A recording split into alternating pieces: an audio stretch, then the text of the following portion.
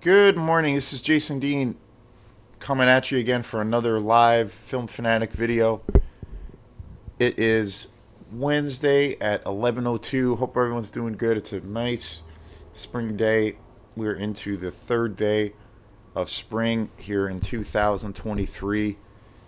So very cool. The weather has been pretty nice. I'm sure it's going to get cold again. I don't know, we might even get some more snow, but we'll see. But right now it's pretty darn nice. So happy spring, everyone. And, thanks again. We've been getting quite a few new subscribers here on the old YouTube channel at Film Fanatic. Really appreciate the support. And again, more and more folks have been commenting on the videos. And it's super awesome, super fun. I love interacting with other people who are into all of these wacky films like I am. I just did a show yesterday on a movie that I had heard about for quite a few years, but I never saw it. And I just bought it over the weekend. Planet of the Vampires by Mario Bava. One of the greatest Italian horror exploitation directors pretty much in history. I look at Mario Bava as definitely being one of the pioneers in the world of film, in film in general, but especially in the exploitation world. Just amazing. And so that was a really awesome new discovery. A movie I had heard about, and I went out and bought it. Totally blown away. A lot of his films I saw as a kid. Huge list of movies that he was responsible for directing in his really long career, spanning multiple decades, 50s, 60s, 70s, and 80s, and I think even into maybe even the 90s, but just unbelievable. So prolific. So very cool. And, I've been doing most of the shows lately have been centered on lots of movies that I've seen for the first time. I've been buying movies. Most of the movies I buy now are films that I haven't seen. So it's been really awesome. I've lucked out. There's probably been only one movie that I can think of, and I need to give it a chance before I say it, before I have a real opinion of it. But there was one movie I bought. I can't remember who the director is, but he was a pretty famous Italian director also, who did a series of horror movies in the late 70s and 80s, I believe, that are really well respected. And he did a later movie. It might have been one of his last movies, or his might have been his final movie. And I bought it, not realizing it was a newer movie. And I started to watch it, and then I was like, "Oh wait, no!" And I was bummed out because I thought this movie that I had bought was from like the '70s, which is like pretty much my favorite decade. But then it was, when I looked at it, it was like early 2000 ish time, and I was kind of bummed out. I thought it was one of his earlier works, and I started to watch it, and I don't know, I wasn't. It was okay. I wasn't really into it, but I need to watch it and actually sit down and check it out. I mean, I only watched maybe half hour or so, and I think I started watching it pretty late, and I was pretty tired, so but I need to revisit that. But that's really the only example of where my first impression of a movie that I've bought recently that I haven't seen, that I was kind of like bummed out by. Everything else I've been buying, I've been just blown away by, and I've been just super excited. So that's kind of where I've been at as far as this channel. I've been really exploring all of those kinds of movies, all of those movies that I've just discovered for the first time. So very cool. And but so today is going to be a specialty show. I like to do these specialty shows just to try to mix things up, give variety, give a little bit of variety to the channel. For me, like I've talked about it many times, but all of these things that I really love, as a fan and all of these things that I love when it comes to me being a musician or artist are tremendous sources of inspiration. So I always tie in music, movies, and a few other things together a lot,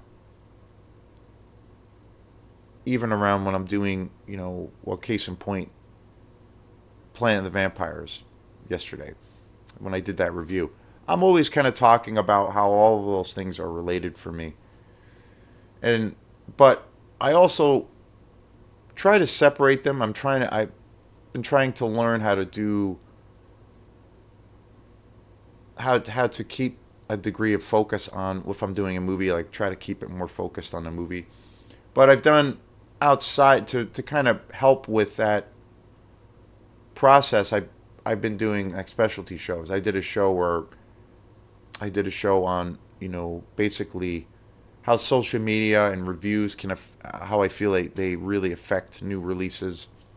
I did a show on just film scores. I did a show where I just focused on my band Quantum. So I also did a show which was pretty funny where on my VHS player that kind of died, but apparently has come back to life. So I try to mix things up. But today is going to be a music based show. This is a band, my favorite band of all time is this British band, and I consider them a band, even though they're not really a band per se. But that is this British duo, it's two members, and they're called Autechre. I've talked a lot about them to some degree in a lot of these videos. It's always come up because, again, for me, music and film scores, movies themselves, and all of those things are such a huge influence on me when it comes to my band Quantum and music that I love. It's just that is where my brain is at all the time. So I've always referenced and I've always talked about to some capacity. I've always talked about Autechre, and Autechre is a British duo based in the UK, and to me they're I don't know. I always kind of use this as an example to kind of explain to people what the band means to me and how I view the band. Because I feel like there's people who are in that circle or people who are into the electronic genre. There's definitely, they have a huge fan base. They've been around for close to 20 years. They have many, many studio albums. They've toured the world. They're on a real famous label called Warp Records. Warp Records is a very iconic electronic label. They're really well known for having groups like Aphex Twin, Boards of Canada, groups like Thundercat even worked with him with the label, the Flying Lotus, and of course Autechre. They've been around for that label itself, which is also a British label, has been around for a very, very long time. And Autechre has been working with them forever, and they have, since the inception of the project of Autechre when it was created, and also when Warp Records was created, which was started in this little record shop in the UK, and then it expanded to where it became a regular, fully realized record label. And all of the releases that they've done have come through that. So, like in their circles, like people like me who were really into electronic music, Autechre has a huge rabid fan base. I feel like they're regarded, and I very much so feel exactly the same way. But they're looked at as one of the premier and one of the most pioneering acts in the electronic world. Incredibly innovative, always keeping things fresh. have, you can hear, I know when I listen to their music, I hear so many different kinds of influences of music, even music that isn't, to a degree, say per se electronic music, but real futurist music. I feel it is, for me, it's always been music that really represents where we are as a society and how we interact. So, but outside of that, a lot of folks do not know who they are. They're underground, but yet they're one of those strange groups where they're extremely underground, but then at the same time extremely popular. I and I would say it's probably a safe thing to say that on Warp Records, as far as the artists that are on that label, Aphex Twin is probably the most popular. Flying Lotus, who is a newer artist, is also commercially very popular. I would say those two groups are the most popular. And I believe Thundercat put out some albums, who is also a very popular artist, an amazing musician. I believe he also put some records out on through Warp Records. But overall, I feel like commercially, Aphex Twin is the most popular. That name is, and Richard D. James, Aphex Twin, is a name that's really well known, very well respected. People outside of that niche of electronic music artists are very aware of his name and his presence. I mean, he's a legendary figure in the world of electronic music. He's also one of my favorites of all time. But Autechre is a group that is kind of in the middle. I have always felt they're kind of in the middle. Like they have this huge fan base, and the people that are into them are kind of devoted to them. But then when you kind of go a little bit to the left or the right of that, outside of that circle, a lot of folks are not don't really know who they are. Whereas Aphex Twin, that carries over into other audiences and other pockets of the record buying public, meaning that his name is very well known. Lots of kids who were maybe growing up and listening to, say, like lots of indie rock, but maybe are not so hip or into the whole electronic world, they all know who Aphex Twin is. So he's also, been very prolific as far as playing big festivals, also with other, kind of more popular bands in the indie rock world or indie music world. But a lot of times when I've had discussions about Autechre with people, or I describe them to folks that I know are into electronic music or that are very open minded, and then it comes up in conversation about like stuff that we're listening to, and most of the time when it does happen, a lot of folks don't know who they are. So I look at certain figures in music, say like in the world of funk music, kind of the godfather of funk and one of the most iconic figures, if not the most iconic figure. I would think somebody that is definitely under that title would be, say, James Brown.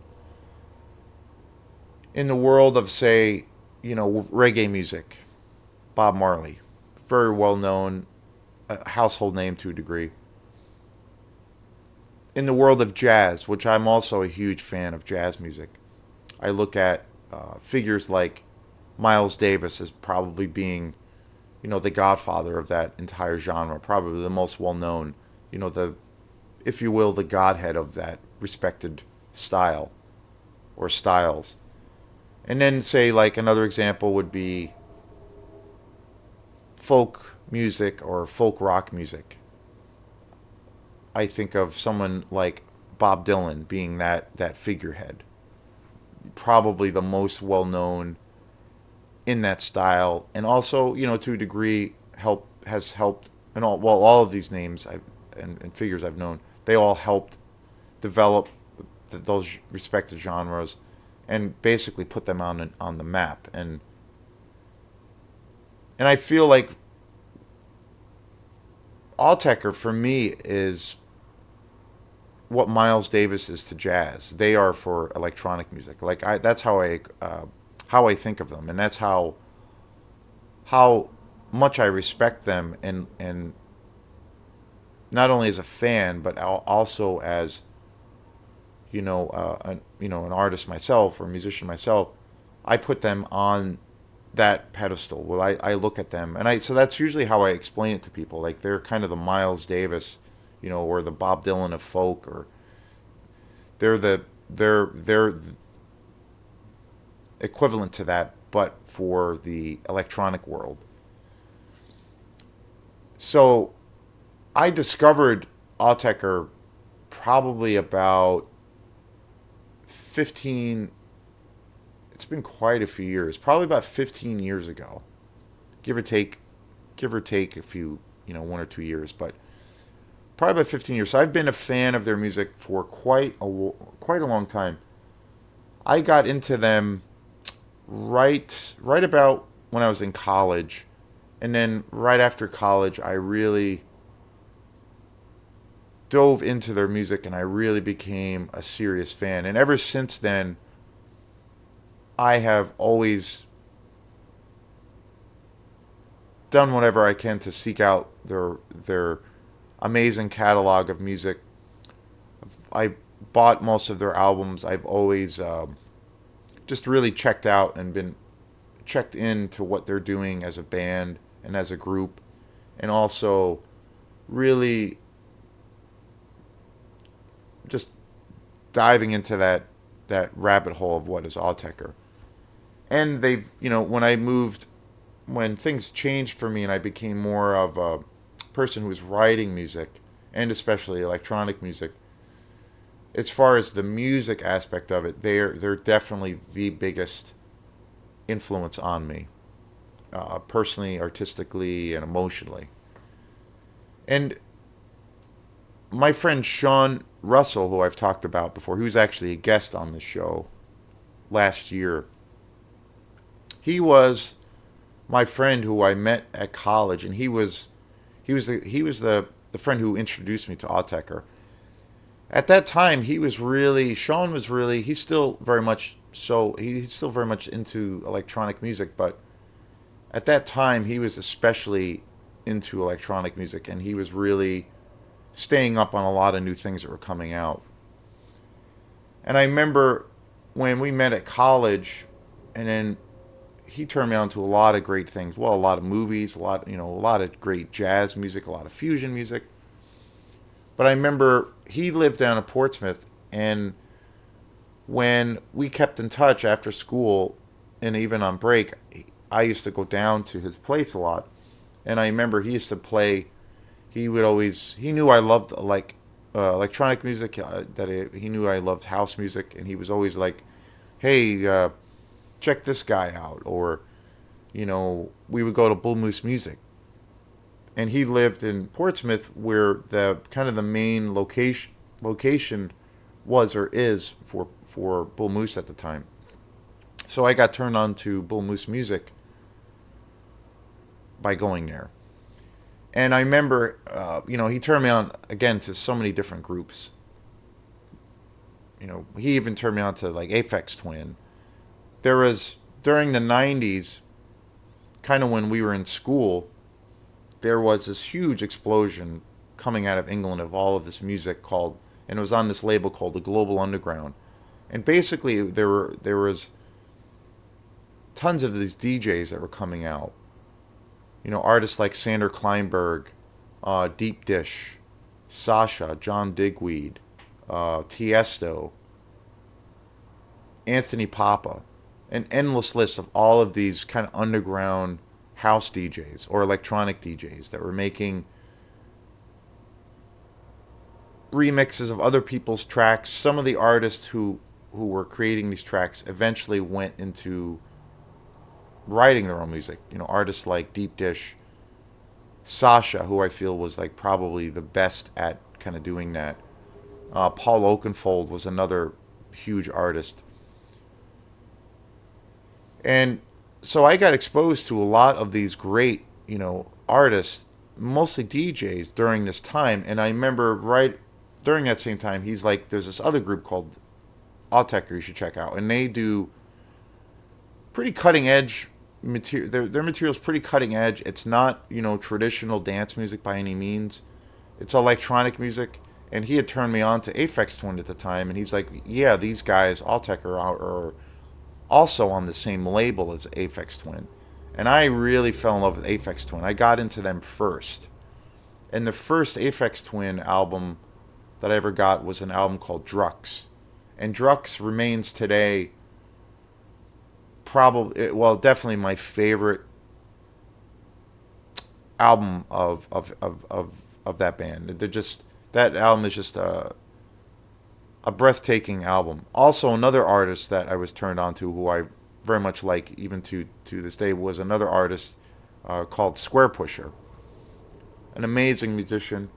He was also on Warp Records and also continues to be on Warp Records and has numerous records out.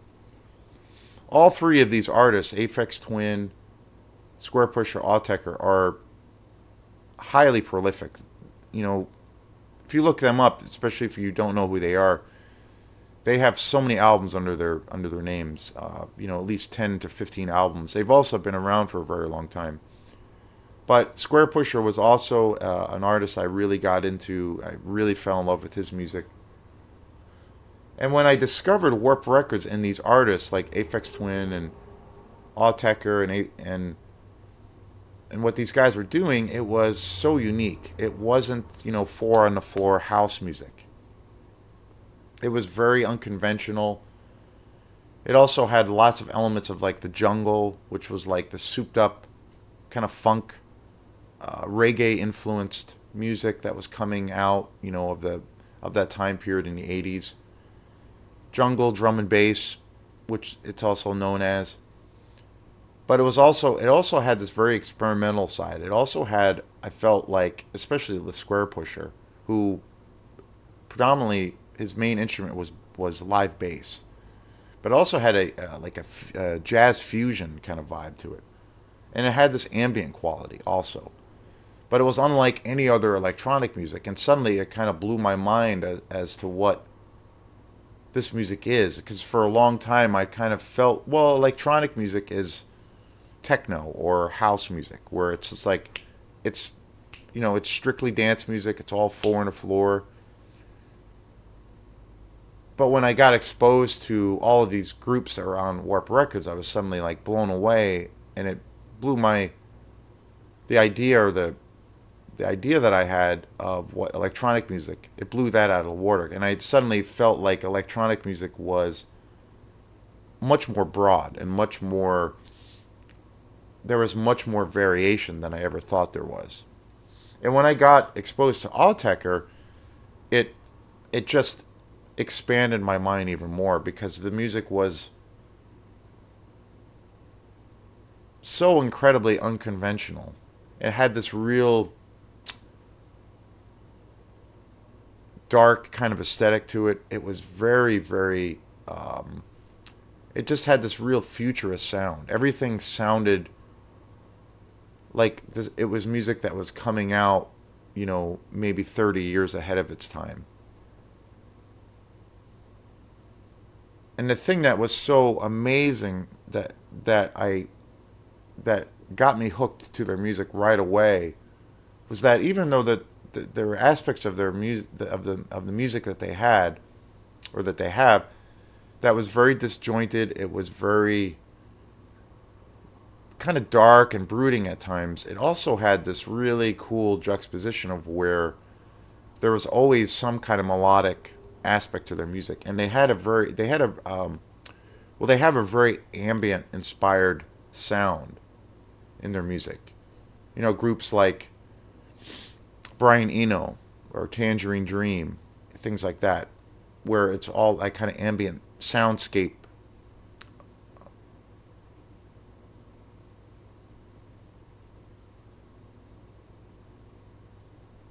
It has it has like this big, their sound, Autechre's sound has that very much an ambient influence.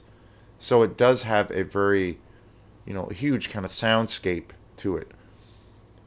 And I felt that there was this cool juxtaposition because I always felt that their music, even though it was very harsh and rigid and pretty abstract, especially when it came to the rhythmic aspects of their music,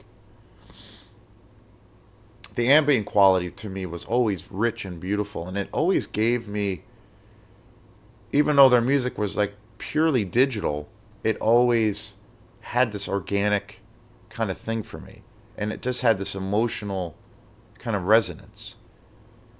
And I noticed I gravitated towards that sound and what they were doing more than any of the other groups. Even though I loved a lot of these groups I was checking out, there was something about that and that juxtaposition of where something that was coming out of this like really rigid digital world, or like a kind of to a degree like this manufactured synthetic world, had this highly emotional resonance.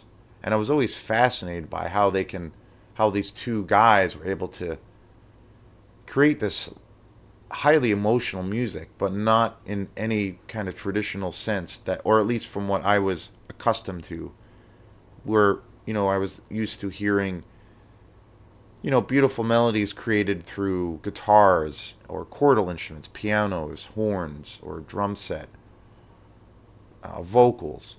This was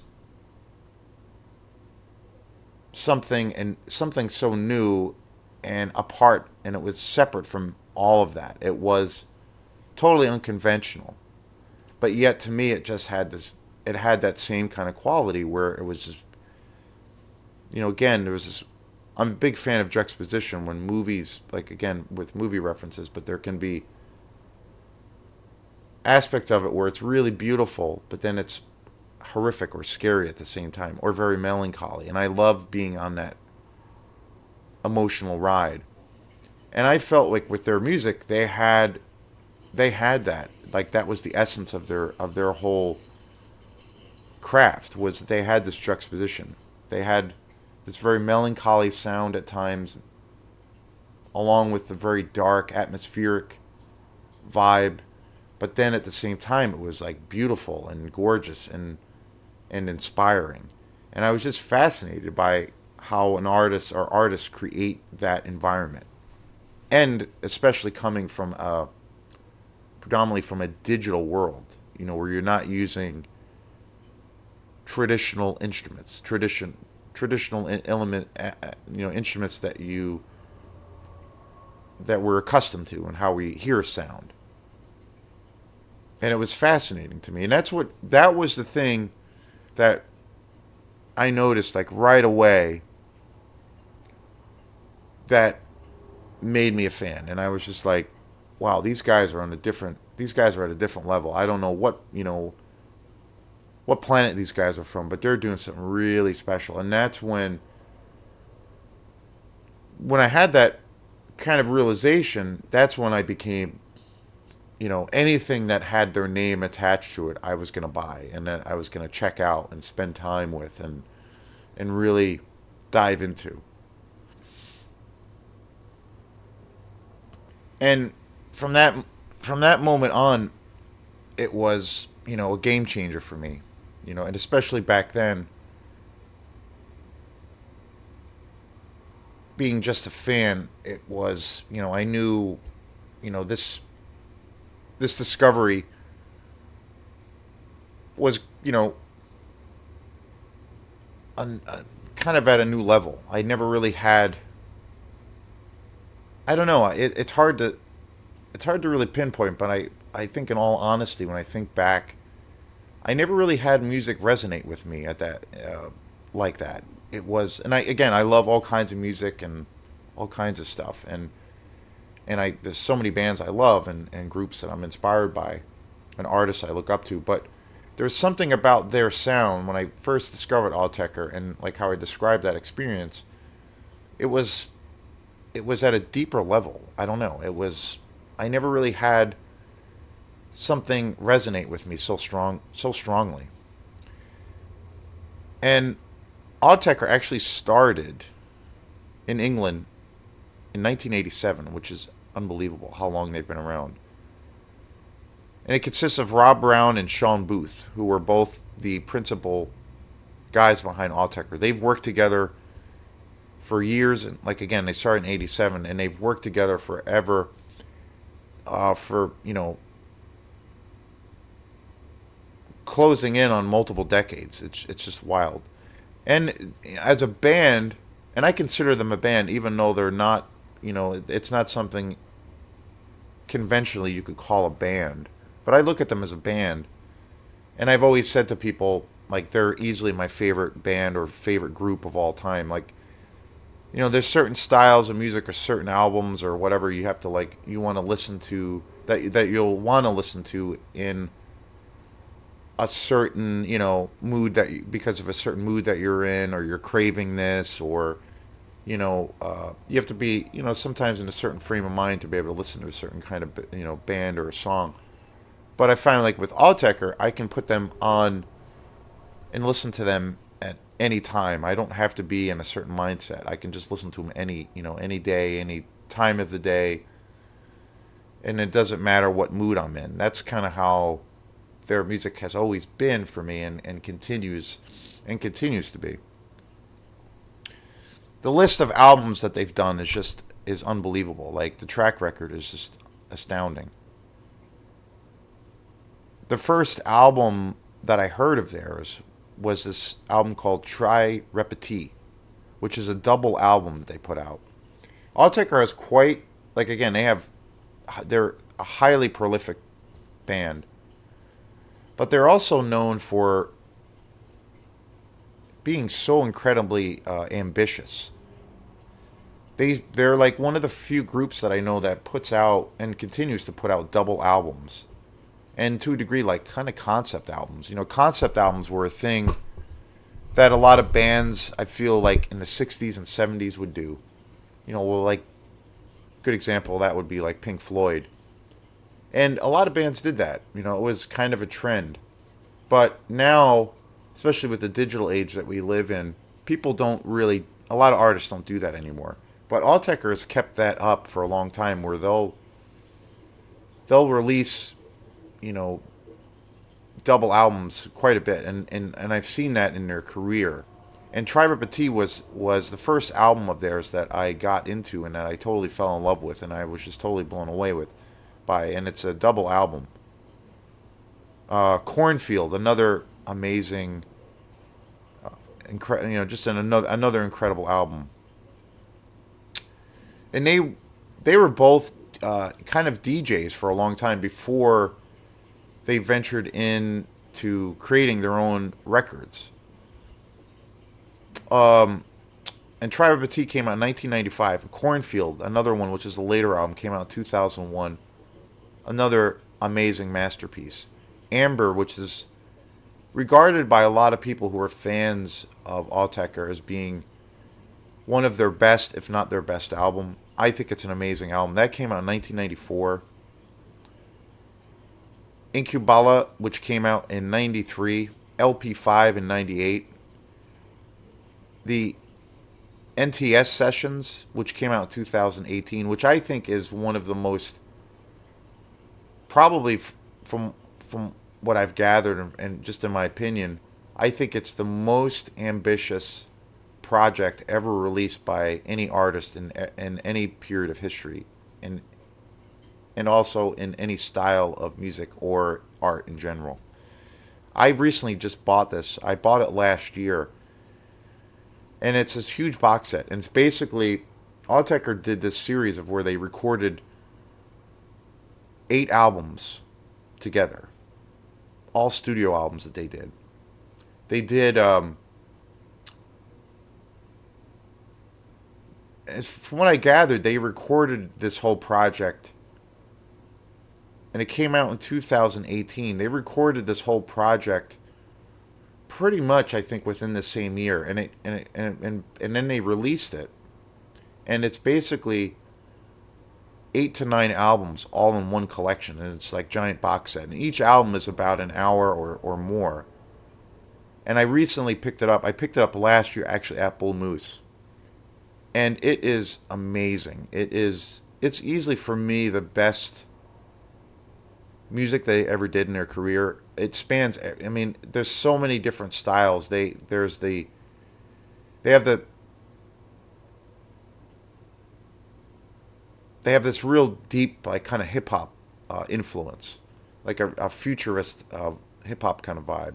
Like if hip hop came out, you know, it's kind of I don't know because I feel like their music is so ahead of its time. I almost hear like the way they approach hip hop stuff. Like they're very much influenced by a lot of old school hip hop, but to me it sounds like hip hop that would come that is gonna would come out in the future, like say like a 50 years to 100 years from now. It's like this new futurist space age sci-fi hip hop where you can hear traces of the old school kind of sound, but yet it's so fresh and new and completely unorthodox. And the album, the whole box set also has, like again, I said they have this amazing atmospheric vibe, very much like a. Their music to me always plays out like a movie score or a soundtrack, and they have this very heavy ambient influence. And there's a couple albums in this box set where it's them doing this totally like minimalist, epic ambient music that is just some of the most gorgeous, and also some of the most atmospheric music I've ever heard in my life. And then there's also music on this box set that is incredibly intense and it's super dark and really disjointed and just really aggressive. So it sonically it just runs the gamut. There's so many different things on it. And out of all the albums of theirs that I've listened to, and out of all the albums of theirs that I own, the NTS Sessions is easily probably my favorite collection of their music. I also feel it's an album that, it's a good album for people to check out if they've never heard Autechre, because I feel like there's stuff in that collection because it's so broad. There's so many different things going on in that collection that there's going to be something for somebody in it. Like people will find something in their sound that they really dig, and it's incredible. It's just incredible. They also put out two albums fairly recently, Sign, and which was initially a double album, and that came out in 2020. It's hard to believe it's 3 years ago. And then they put out a second album about 4 or 5 months after, which acts as a double album. And I think Sign, which came out in 2020, is definitely more of an ambient inspired album, more of an on the minimalist kind of scope of things. But I think it's one of their best albums. It's incredible. It's a really beautiful album. It's really haunting. Elsic 1.5 came out in 2016. Another just wild album. Draft 730 came out in 2003. Oversteps 2010. Quarter Distance in 2008, which is an album of theirs that I really really love. XI, which is another double album of theirs that came out in 2013. That's a pretty intense album. That's a real dark kind of heavy beat driven album, double album, which I really like. It's got more of a, I would say, like a hip hop kind of influence. Untitled, which came out in 2005, which is an amazing album. Chaistic Slide 1997, which is a really great album. Plus, which came out in 2020, which was the sequel to Sign, which is Sign and Plus are essentially a double album. And that's Plus is just an amazing album. Beautiful stuff. And I've had lots of discussions, obviously, with people about this, about Autechre, and I feel like it's an interesting thing because I feel like what they do, like, I don't know, it's a funny thing, and again, it's a matter of opinion, but I feel like I really have deep respect, a big deep respect for music, like, artists, say case in point Bob Dylan or Miles Davis, especially Miles Davis.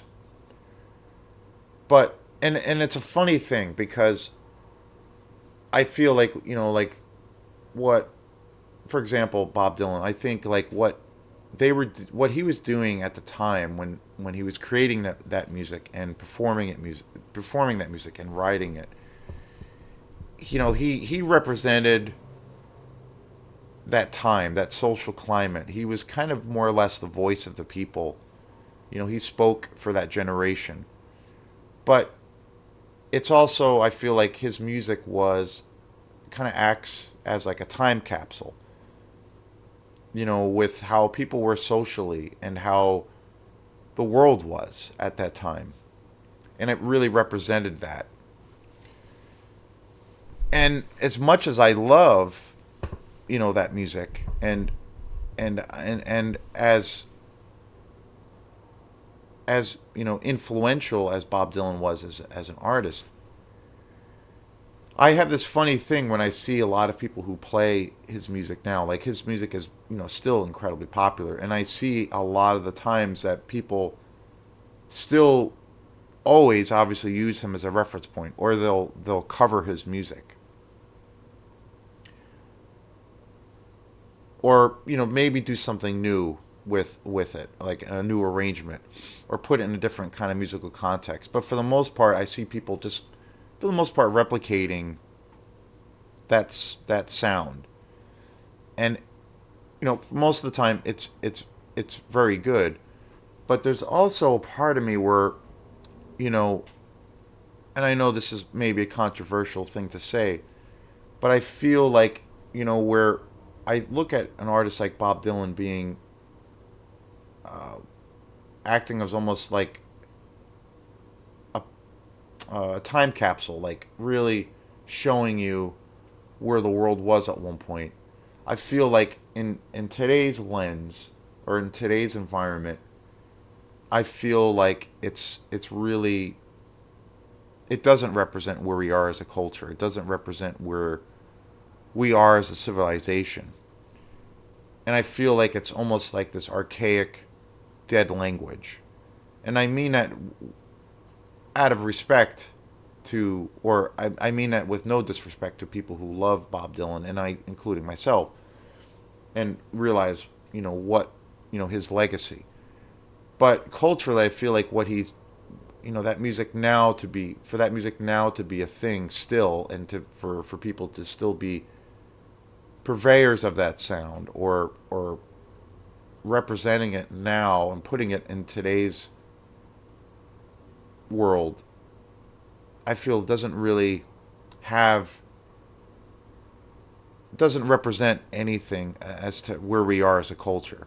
And a lot of the times I talk to people about that, and I say, well, I feel like Autechre for me is that new voice, is that new Bob Dylan to a degree, even though it's very different and it's kind of a stretch. But I feel like what they do as artists, they are that voice of where I feel like we are, where we are now as a society, especially, where we live in this world of where it's very much a dystopian existence.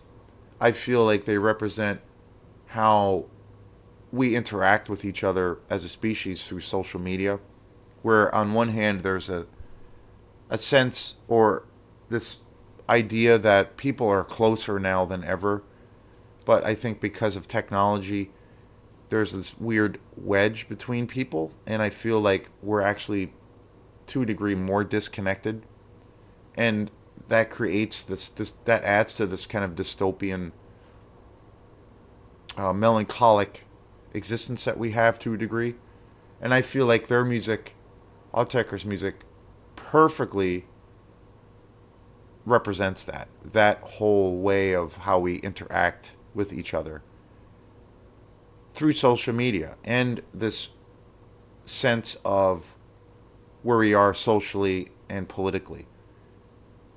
And I think I've always thought that their music is that, they are the more or less the that mouthpiece, or the new Bob Dylan. They're representing my generation, or generations that are very close in age. But basically, they represent that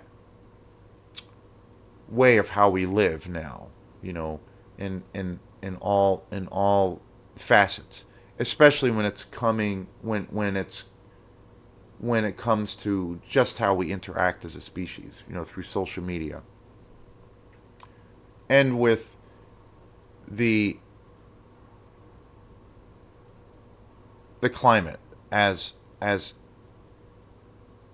as a whole, and where we live socially, politically, globally, locally. There's always this thread of where there is a connection, and there's this sense that we can share ideas quicker, but yet I feel like there is people to, I think, a large capacity are more removed from each other than ever. And so I always explain that kind of view to people. For me, that's what it represents to me. And I feel like what their ideas that they present, and the emotions that they represent in their music is very futurist. So I feel like it has longer lasting power, and it's, you know 20 years ahead of its time. It will, to a degree, and obviously Autechre is not a household name like Bob Dylan is, but I feel like their music is so futurist and so representative of those ideas and how we are. I look at it also as being their music being so ahead of its time, and it will still, future generations, and seeing where technology is going and how we interact. And this pertains to everything in social media, say, and how it reflects how we are. Case in point, streaming, all of those things. I feel like their music will still represent future contemporary societies that way. That's how, I look at their music, and it's the soundtrack for that state of existence. And it's super interesting. It's something I think a lot about. One of the one of the greatest experiences I ever had in my life was about 5 years ago. I got a chance to see Autechre. My girlfriend at the time, my birthday was right around time for my birthday. My girlfriend at the time was also a fan of Autechre. She had a real big. She was very open minded. She liked a lot of dance music, and I remember playing her some Autechre, and she really liked it. She grew to really dig their sound. And my birthday was approaching, and she knew how much of a fan I was, and I was always listening to them and talking about them. And she surprised me one year for my birthday, and she got us tickets to go see them at 3 Art Space in Portsmouth, New Hampshire.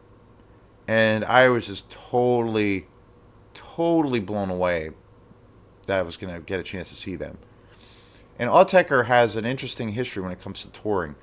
They tour Europe all the time, and they don't come to the States all that much. They've been to the States quite a bit, because they've been around for so long, but there's also many, many years of where they don't. A lot of the times when they go on these touring cycles, when they put out an album, quite a few years will go by where they don't come to the States for various reasons. But they have been to the States quite a bit, and they have toured. I mean, they've literally have been to every part of the world to perform. But it's pretty rare for them to come sometimes to the States, and especially rare for them to come to New England. So I was just like, oh my God. Like, and I heard about this place called the 3 Art Space. And I heard it was a really awesome venue. It was really small. Like, it only held about 200 people. The tickets were super cheap. And so I was super excited. So we drove down, and the music, there was two opening acts. There was a DJ that played, and the arts, Three Art Space is an amazing venue. I haven't been back there since, but it's a giant kind of complex. You walk in, and they have this big bar, restaurant, cafe right when you walk in, and then in the back of that, there's this huge art gallery, massive art gallery, all these beautiful kind of contemporary paintings, and there's like all these art installations. Huge. It's gorgeous, gorgeous place. And then kind of to the left of that is their venue, their music venue, and it only holds about 200 people. It's super intimate, and it's super like really modern, gorgeous, gorgeous place. And it had definitely the greatest. It was the greatest sound system I've ever seen and heard music through. I mean, the sound system in this place was just amazing, state of the art. And there were two DJs there were two artists before Autechre that played. There was a guy who played this kind of trap dubstep kind of a thing. It was more mellow. He came out and DJ'd, and it was pretty cool. It was like pretty neat. It was kind of interesting, and I thought it was cool. And then there was another guy who came out, which I never heard of before, called Sileus, and he's this electronic artist from Houston, Texas, and he was amazing. I had heard a little bit about him before, but he came out and played like a 50-minute, 45-minute set of all original music, and it really reminded me of some of the old school Aphex Twin stuff. Real gritty, super bassy, kind of acid tinged dance music, but it was really awesome. I was just blown away, and all the stuff he was doing was very old school based. Old school based. He had lots of He had this big table, and he had all of these pedals and keyboards and synths, and he had all of these wires and all these things connecting. But everything he was doing was kind of in the moment, and it was amazing. I was like, this guy is awesome. And since then, I've become a fan of his music. And and then he was done, and then Autechre was coming out. And I remember my girlfriend at the time. She said, "Well, maybe by some chance you'll get to meet them, or maybe bring some of your albums with you, and you get them signed." Because she knew I was just like obsessed with these guys, and that they were my favorite band. And I was like, "No, that's not gonna happen." So I didn't even think of it. I was like, so we went there, and we had. By the time they got out, we were drinking. We had been drinking quite a bit, and we were both pretty trashed. But I was so excited, and I was just more excited than you know. It was the most exciting experience. And so after Silas played, they had some of the house music going on and stuff, and the lights were still on, and then the whole place went dark. It was one of the most intense experiences I've ever had. The entire bar, the bar and the stage, went totally black, and there was, I'd say, about 200 people in this room, and it was a small room, and we were like packed in there, and and then suddenly you'd see these lights, these little lights on stage, and it was Autechre, and all you could see was the light from their laptops, and that was it. Other than that, it was pitch black. And then their music started, and it was honestly one of the most, or it was the most intense experience I've ever had with music. The sound was just unbelievable, and I felt like I literally was traveling to another galaxy. It was like otherworldly. It was kind of like having an out of body experience, and it was just I and people were dancing and just having a good time, and it was unlike any experience. It was one of the most primal experiences I've ever had, and it was also incredibly disorienting because we were in this pitch black environment, and you couldn't even see in front of you, and it was just so intense, so intense, so ritualistic. And they played for quite a while. They played for like an hour and a half to 2 hours. Jaw dropping, totally jaw dropping. And and then suddenly they were kind of finishing up their set, and then the lights slowly came on stage, and I was just like, we were both just sitting there, just like with our mouths wide open and just blown away. Just one of the most intense experiences I ever had after like witnessing this whole thing and listening to this whole thing. And and I saw Autechre on stage, and my girlfriend was kind of in the back by the bar, and I was like kind of on the side of the stage, but a little bit ways back. And I saw the Autechre dudes walking towards the end of the stage, and and for whatever reason, I looked at them, and we made eye contact. It was with Rob. I made eye contact with him, and I remember just like smiling or like giving a big thumbs up or something. And then he like smiled back at me, and then at that time, like a second later, he like motioned for me to come over, and I was like, oh shit, and I got super nervous, and I was just like, because again, like I regard these guys as being, for me it was like getting a chance to meet Bob Dylan or getting a chance to meet Miles Davis. Like that's how I equated the situation. And my girlfriend was in the back, and she saw it happen, and she was just like, "Whoa, holy shit!" So I went over there, and I went and I went over to Autechre, and they were both standing there, and Rob was the guy who called me over, and he gave me this really big handshake, and I shook his hand, and I was just like, "Thank you." And I remember saying, "Wow, thank you." That was just an amazing experience. That was just unbelievable, completely blown away. And he was like really cool. He was like, "Oh, thank you," and he's like, so. And then at that point, my girlfriend had come where I was, to where we all were, and Rob was like, "Hey, so what are you guys doing?" And I remember just being like, just kind of hanging out. And he's like, "Do you guys want to hang out and come backstage?" And I was just like, and back in my head, I was like, "You gotta be kidding me!" And I was like, "Yep, let's do it." And we went. They lifted. There was a little barricade area with like this little fenced-in area, and they unlocked it for us. And we went backstage, and we went out into this room that was on the back edge of the stage. It was kind of partially outside. And then they locked it after we got through, and they closed it off, and then we were in the same room with them. It was the Autechre guys and Silas, the guy who was the opening act, and then there was like one or two other fans that were there.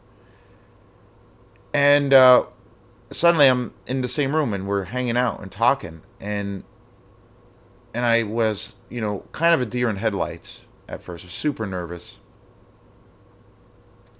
but these guys were like the coolest guys. Like they were so down to earth, and they were really funny because they were asking us our opinions of how they thought of how we felt the set was, and they were like, they kind of felt were, to a degree, they were playing the music was maybe a little bit too aggressive or a little bit too in your face. And I was like, no, no, you just blew.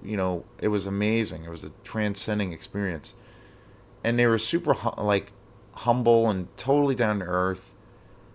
And then they were talking, and then we started talking about music, and then they started talking about you know why there's times, sometimes for their records, there's a long period of there's a long period between each record. And they were talking about why that happens. And then it was really funny because they were talking about how they hate playing New York City because they always have sound problems there, and all of these other things. And it was just like, just amazing, just amazing. And at one point, my girlfriend at the time said, "Why don't you tell them about your electronic group?" Because at the time I had Quantum going. And I'm like, I remember turning to her and being like, "Nope, what are you, crazy? I'm not going to be talking about myself here to these guys." And it ended up being one of the greatest experiences I ever had, because these guys were, they're my idols, and I look up to them, and they're such an incredible source of inspiration. Plus, I just love their music to death. and that they were just such cool guys, totally down to earth. And I thought, okay, we'd be back there hanging out with them for like 5 or 10 minutes, shake hands, and then we'd have to be ushered out of there or whatever. But we ended up hanging out with them for like a few hours, like 2 or 3 hours, and we hung out with them for hours, and they were the most genuine guys, like super down to earth, super cool, funny, and not pretentious in any way, totally down to earth, and it was like one of the greatest experiences ever. And yeah, I'll always remember that. And to this day, that is the greatest concert going experience I've ever had in my life. So yeah, so I'm gonna leave it there. So this is Jason Dean. So I wanted to do the show on my favorite band of all time, Autechre. So just amazing. So thanks again for everyone supporting this channel. If you like this page, please subscribe to it and keep the comments coming. I love interacting with other film fanatics. So thank you and have an awesome day. Peace.